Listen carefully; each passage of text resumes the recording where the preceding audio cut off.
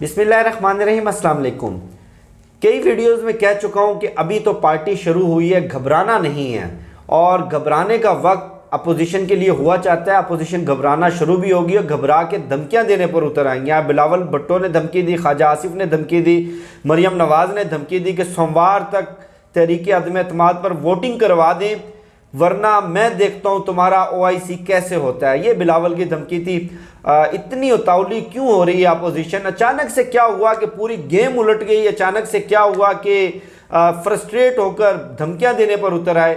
आज का दिन सियासी, कानूनी और आईनी लिहाज से बड़ा मसरूफ दिन था। बहुत बड़ी एक्टिविटीज़ हुई। एक तो सुप्रीम कोर्ट ऑफ पाकिस्तान ने, चीफ जस्टिस ऑफ पाकिस्तान ने, सुप्रीम कोर्ट बार एसोसिएशन ने एक दरख्वास्त दायर की थी जिसमें वज़ीर आज़म को, वजारत दाखिला को और इस्लामाबाद पुलिस को, इस्लामाबाद इंतज़ामिया को फ़रीक बनाया था कि तहरीक अदम एतमाद के मामले पर ख़दशा है कि कोई इंतशार पैदा हो सकता है, क्योंकि जिस तरह के बयानात दिए जा रहे हैं, जिस तरह का सियासी माहौल बन गया है, जिस तरह एक दूसरे के ख़िलाफ़ धमकियाँ एक्सचेंज की जा रही हैं, किसी बड़े तसादुम का ख़तरा है। और सुप्रीम कोर्ट ऑफ पाकिस्तान से दरख्वास्त की थी कि इस आइनी कानूनी अमल को, इस सियासी अमल को पीसफुली सरअंजाम देने के लिए सुप्रीम कोर्ट अपना जो किरदार बनता है वो आइन के मुताबिक अदा करे। चीफ जस्टिस ऑफ पाकिस्तान ने आज इस दरख्वास्त के ऊपर बड़ी अहम समाअत की। और उसके अलावा कल रात मैंने आपको बताया था कि वज़ीर आज़म Imran Khan, army chief, DG ISI और सदर पाकिस्तान की एक बड़ी अहम मुलाकात हुई। उस मुलाकात के बाद ये सारी सियासी डेवलपमेंट्स और सारी सियासी हैपनिंग्स होना शुरू हुई हैं और नाराज़ होकर जाने वाले भी वापस आना शुरू हो गए हैं। वज़ीर आज़म इमरान खान ने भी आज इस हवाले से एक बड़ी अहम बात की है। और मैं आपको दावे से कहता हूँ कि ना तो फ्लोर क्रॉसिंग होगी, ना अपोजिशन 172 बंदा पूरा कर सकेगी। एक तो चीफ जस्टिस ऑफ पाकिस्तान ने तमाम सियासी जमातों को नोटिस जारी कर दिए। कल सिंध हाउस में जो कुछ हुआ, गेट तोड़े गए, नारे लगाए गए और तहरीक इंसाफ के कारकुन लोटे लेकर सिंध हाउस में दाखिल हो गए। और IG इस्लामाबाद से भी इस वाक़े पर रिपोर्ट तलब की गई है और सोमवार को दिन 1 बजे इस केस के ऊपर बड़ी अहम समाअत है। अब ये बहरहाल अभी तक क्लियर नहीं है कि सिर्फ तहरीक इंसाफ के वर्कर्स के सिंध हाउस में दाखिल होने पर रिपोर्ट तलब की गई है या सिंध हाउस को एक पॉलिटिकल ब्रूथल बनाया गया, उसको स्टॉक एक्सचेंज बनाया गया, ज़मीर खरीदे गए और नोटों के बंडल और नोटों के बैग वहाँ पर दिए गए। सिंध के गरीब हारियों का पैसा पानी की तरह बहाया गया।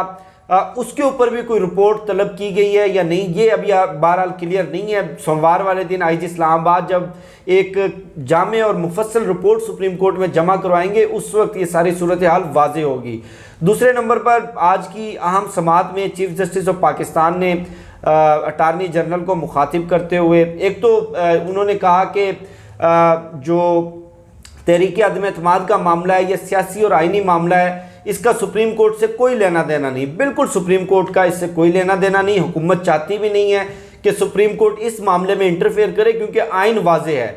लेकिन हुकूमत ने सुप्रीम कोर्ट ऑफ पाकिस्तान से 2 इंतहाई सादा सवालात के जवाब मांगे हैं, जो वो अगर सुप्रीम कोर्ट ऑफ पाकिस्तान दे दे तो ये सारा मामला उलट सकता है, बल्कि उलट चुका है और अपोजिशन की हंडिया बीच चौराहे फूटेगी। आप भी देखेंगे, मैं भी देखूंगा।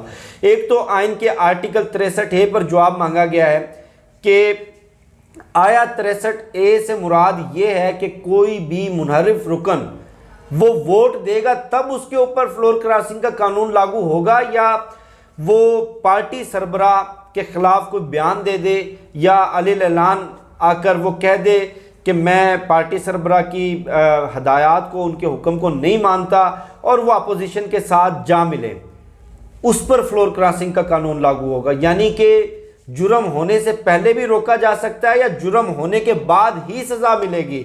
दूसरा, आइन का आर्टिकल 63A वाज़े नहीं है कि फ्लोर क्रॉसिंग कानून के बाद, फ्लोर क्रॉसिंग करने के बाद जो नाअहली होगी वो ताहयात होगी या कोई उसकी मुद्दत डिफाइंड है। ये 2 सवालात का जवाब मांगा गया है सुप्रीम कोर्ट ऑफ पाकिस्तान से। हॉर्स ट्रेडिंग को रोकने के लिए, ज़मीरों की खरीदो फरोख्त रोकने के लिए, पार्लियामेंट को और सियासत को पॉलिटिकल ब्रूथल बनाने से रोकने के लिए, जिसका जवाब सुप्रीम कोर्ट ऑफ पाकिस्तान ने सोमवार के रोज़ देना है। और आज chief justice of Pakistan attorney general को कह चुके हैं कि आप सदारती रेफरेंस कल लें हम सोमवार को इस पर समाअत शुरू कर लेते हैं। दूसरे नंबर पर जैसे ही ये अहम डेवलपमेंट सामने आई सुप्रीम कोर्ट ऑफ पाकिस्तान की तरफ से, अटारनी जनरल ने जाकर वज़ीर आज़म इमरान खान को इस पर ब्रीफिंग दी और जो नाराज़ होकर लौटने वाले थे, जो ब्लैकमेलर्स थे, जो धमकियां दे रहे थे, जिनके ज़मीर बहुत ज़ोर से जागे थे, अचानक बहुत ज़ोर से उनको ज़मीर आए थे क्योंकि नोटों के करोड़ों रुपए के बंडल जो चले थे।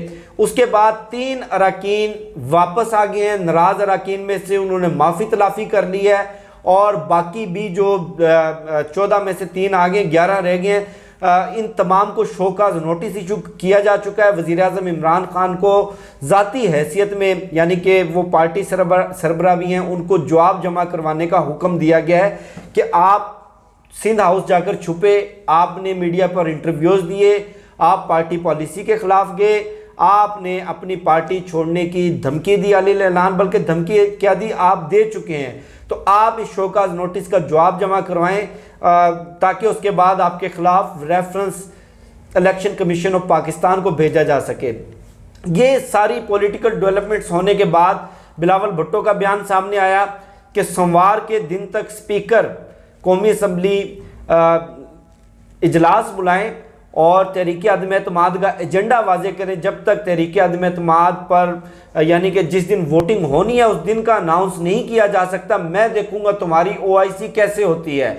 यानी कि तुम्हारी OIC से मुराद पंजाबी की मिसाल सुनी होगी कि खान पीन बांदरी डंडे खानो रिच, यानी कि ये सिर्फ इक़्तिदार का मज़ा लेने के लिए, ये सिर्फ इक़्तिदार की मलाई खाने के लिए पाकिस्तान में आते हैं।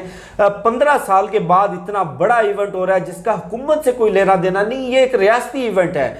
ये तमाम 22 करोड़ पाकिस्तानियों के लिए फ़ख्र की बात है। उस इवेंट को सबोताज करने के लिए ये लोग धमकियां देने पर उतर आए। इनकी परेशानी, इनकी तकलीफ, इनकी धमकियां बताती हैं कि मामला इनके हाथ से निकल चुका है। और उसके अलावा ख्वाजा आसिफ का भी बयान सामने आया। ख्वाजा आसिफ का ये कहना था कि अगर सोमवार के दिन स्पीकर ने कौमी असम्बली का इजलास नहीं बुलाया, तहरीक अदम एतमाद का एजेंडा तय नहीं किया, उस पर वोटिंग का दिन अनाउंस नहीं किया, तो आइन का आर्टिकल 6 उन पर लग सकता है। अब आप अल्लाह की शान देखें कि आइन का आर्टिकल 6 लगाने की धमकियां कौन सी जमात दे रही है, जिसके आधे से ज़्यादा जो सीनियर अरकान हैं वो गैर मुल्की अकामे लेकर वजारतों के मज़े भी लूटते रहे हैं। साथ कोई चपड़ासी की नौकरी करता रहा गैर मुल्की कामे पर, कोई नाई की नौकरी करता रहा है, कोई ब्रोकर, तो मैं खैर बार बार नहीं कहना चाहता। और उसके अलावा जो डॉन लीक्स करते रहे हैं, जो मोदी को साड़ियों के तोहफे भेजते रहे हैं, जो अजीत दोवल को खुफिया दौरे पर पाकिस्तान बुलाते रहे, वो लोग आकर आइन के आर्टिकल 6 की बात करते हैं तो उनके मुंह पर जचती नहीं है आइन के आर्टिकल 6 की बात। लेकिन बहरहाल सूरत हाल क्लियर हो चुकी है।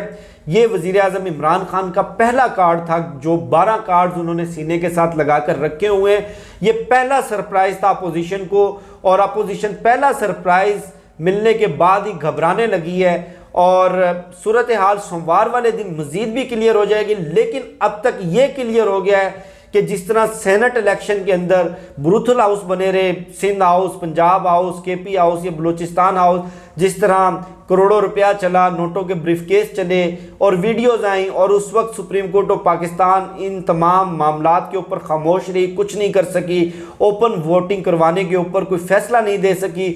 अब ये चीज़ें चलने वाली नहीं है, क्योंकि चीफ जस्टिस के रिमार्क्स और जो सियासी माहौल बन चुका है, उस सियासी माहौल में, और जो कल रात मुलाकात हुई है उस मुलाकात में भी बहुत सारी खुफिया वीडियोस आर्मी चीफ और DG ISI ने या तो वज़ीर आज़म के सामने रखी, या वज़ीर आज़म ने अपने सोर्सेज से मिलने वाला मुआद उनके सामने रखा। और इत्तलात ये हैं कि वाज़े कर दिया गया कि अब ये मामला कोई सियासी मामला नहीं रहा, ये मुल्क की सलामती का मामला बन चुका है, क्योंकि गैर मुल्की ताकतें, गैर मुल्की एजेंसियाँ इस पूरे तहरीक अदम एतमाद के मामले में इन्वॉल्व हैं, वो अपोजिशन को सपोर्ट कर रही हैं। तो इस मामले के अंदर मैं कल की वीडियो में भी बात कर चुका हूँ कि एस्टेब्लिशमेंट भी खुलकर सामने आ चुकी है, और जैसे को तैसा बिल्कुल वही किया जाएगा।